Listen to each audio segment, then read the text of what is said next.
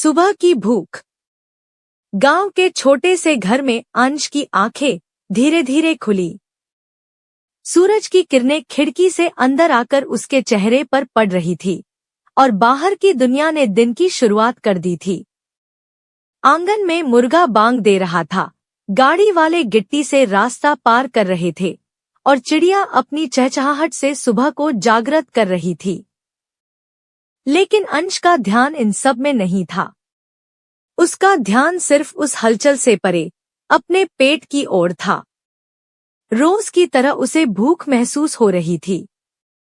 वह चुपचाप अपने बिस्तर से उठकर खिड़की के पास गया और बाहर की ओर देखा। उसका मन इस सवाल में उलझा हुआ था, आज हमें क्या मिलेगा?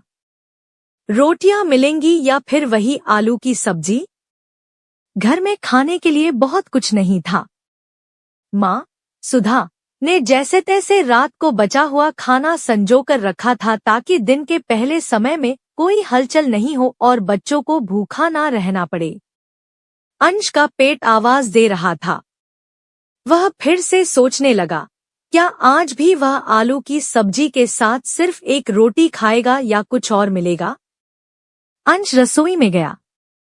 वहां सुधा बैठी थी, चूल्हे पर रोटियां सेंक रही थी, लेकिन उसका चेहरा थका हुआ था, आंखों में नींद की कमी थी और माथे पर चिंता की लकीरें साफ दिख रही थी। घर का माहौल कुछ बदल सा गया था। पिछले कुछ महीनों से कामकाजी स्थिति बहुत खराब हो गई थी। पति का स्वास्थ्य भी ठीक नहीं था और खेती में पैदावार कम हो रही थी। माँ, क्या हमें रोटियां मिलेंगी? अंश ने चुपचाप पूछा। सुधा मुस्कुराते हुए बोली, हाँ बेटा, रोटियां मिलेंगी, तुम बस इंतजार करो। उसने भले ही यह कहा, लेकिन उसकी आवाज में वह आत्मविश्वास नहीं था जो पहले हुआ करता था।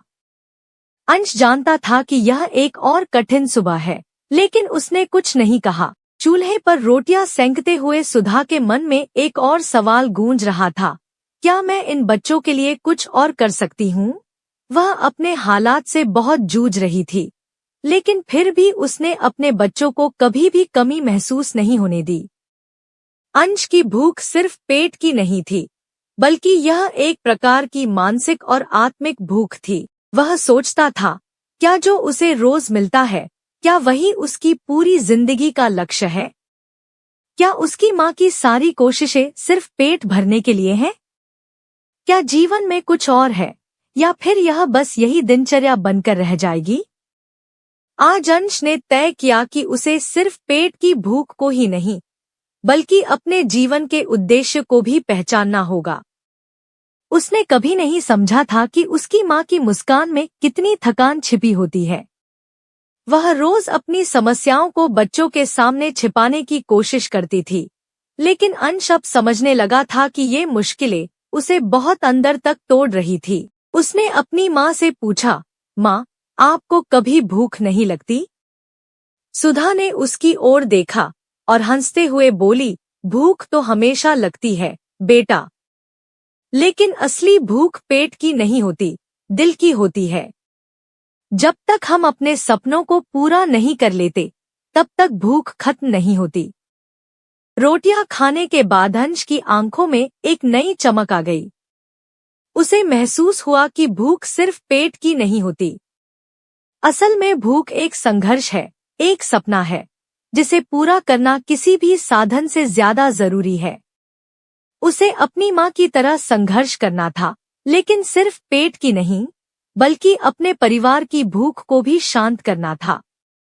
अंश ने मन में ठान लिया कि वह अपनी पढ़ाई पूरी करेगा, ताकि भविष्य में अपनी माँ और अपने परिवार के लिए कुछ अच्छा कर सके।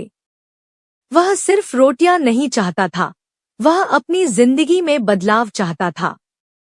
उसकी भूख अब सिर्फ पेट भरने की नहीं थी, वह अब अपने सपनों को पूरा करने की भूख महसूस कर रहा था। समय के साथ अंश ने अपने जीवन में बदलाव लाने के लिए बहुत मेहनत की। उसने अपनी पढ़ाई में पूरी तरह से ध्यान लगाया और धीरे धीरे गांव के स्कूल में अच्छे अंक लाने लगा। स्कूल में एक नई उम्मीद जगी।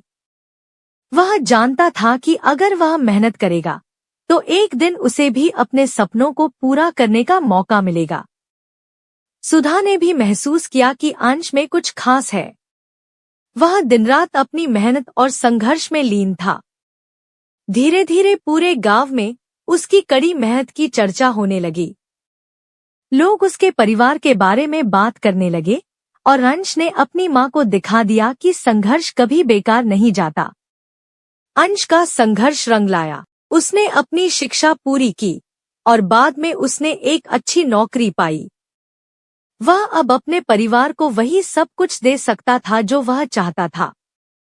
सुधा की आंखों में खुशी थी, क्योंकि उसने देखा था कि उसका बेटा सिर्फ पेट की भूख नहीं, बल्कि जीवन के असली उद्देश्य को पहचान चुका था।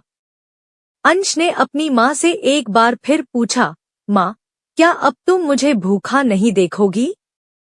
सुधा ने उसे गले लगाते हुए कहा, बिल्कुल नहीं, बेटा। अब तुमने जो भूख समझी है, वही असली भूख है। तुमने खुद को पहचान लिया है और यही सबसे बड़ी जीत है।